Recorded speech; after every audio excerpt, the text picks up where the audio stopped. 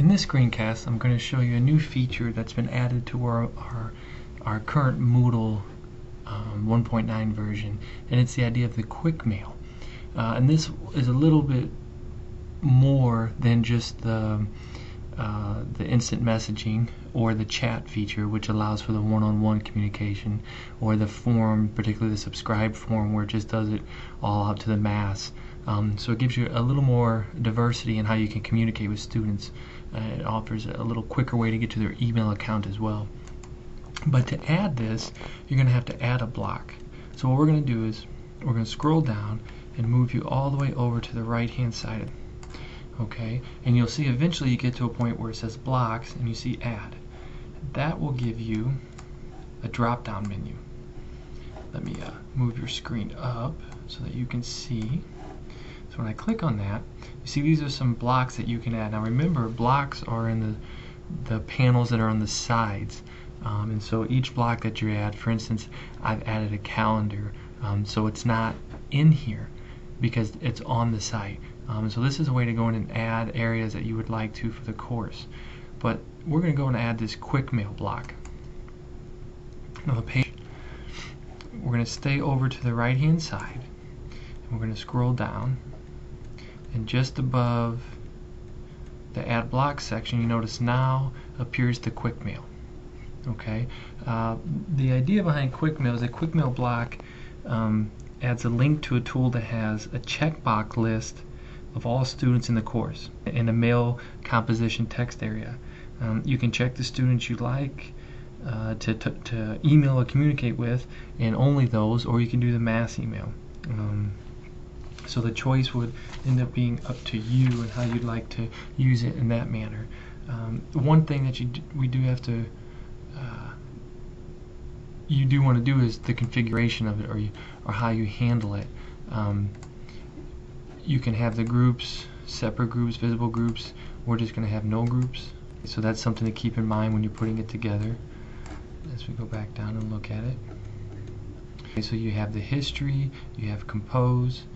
Let's go to compose. That's going to drop you into a screen with the title of Quickmail, and you're going to have the ability to select all, deselect all, pick individual names, and the names that will appear here will be all the students that are enrolled in that course at the current time. So these are all names of individuals that have access to this course. And what it does is, if I was to check your name and scroll down, you then get a subject and message box, and it would be, that's how your form email essentially that you're going to be sending. So you'd use the subject heading the same way you do in your current email, and you'd use the message setting the same way we do for current email usage. If you would like to put an attachment on it, you can, which is, I think, a really handy feature as well.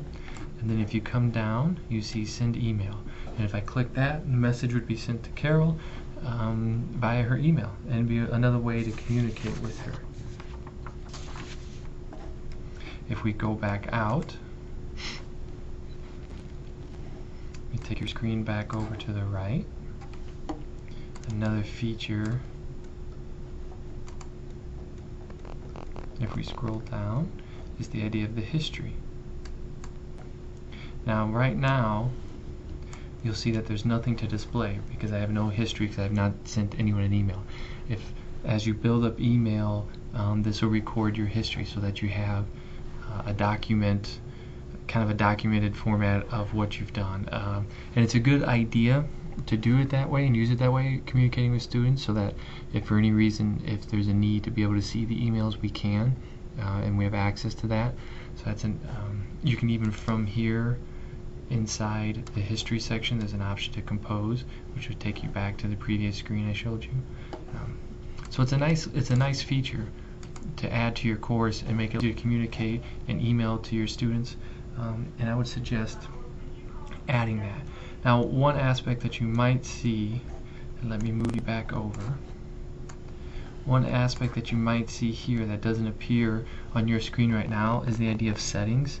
And the whole issue behind settings is whether or not you want to allow students to use Quickmail. Okay, so if you put yes, students will be able to see Quickmail in the course and use it to send emails.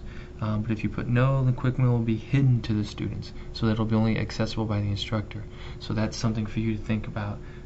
Quickmail displays all email addresses for all Moodle users in any course.